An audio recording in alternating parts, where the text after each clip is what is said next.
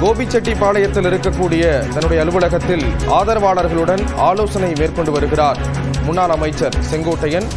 அதிமுக தலைமை மீது அதிருப்தியில் இருப்பதாக கூறப்படக்கூடிய நிலையில் வரும் 5ஆம் தேதி மனம் திறந்து பேச உள்ளேன் என்று சற்று முன்னதாக செய்தியாளர்களை சந்தித்திருந்தார்.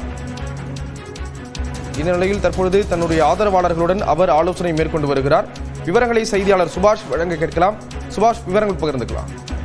அதிமுக முன்னாள் அமைச்சர் செங்கோட்டையன் ஈரோடு கோபிச்செட்டிப்பாளையத்தில் உள்ள அதிமுக அலுவலகத்தில் அந்த மாவட்டத்தில் இருக்கக்கூடிய நிர்வாகிகளை தற்போது சந்தித்து பேசி வருவது பார்க்கிறோம்.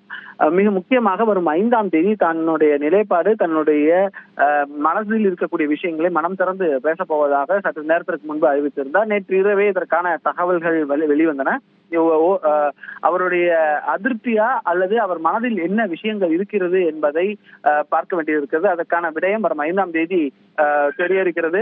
அதற்கு முன்பாக தற்போது செங்கோட்டையன் ஒரு ஆலோசனையை மேற்கொண்டு வருகிற நிர்வாகிகளிடம் மிக முக்கியமான ஒரு நகர்வாக செங்கோட்டையனின் நிலைப்பாடு வர 5ஆம் தேதி தெரிய போகிறது. அவர் என்ன சொல்ல போகிறார்?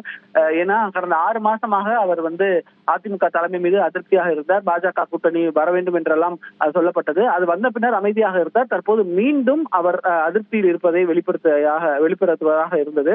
பல இடங்கள்ல செங்கோட்டையனுடைய நிலைப்பாடு என்ன என்றே தெரியாமல் அமைதியாக இருந்தக்கூடிய சூழ்நிலையில் அதிமுக அலுவலகத்தில் நடக்கக்கூடிய ஆலோசனை கூட்டத்துக்கு மட்டும் அவர் பங்கேற்றிருந்தது நம்மால் பார்க்க முடிந்தது.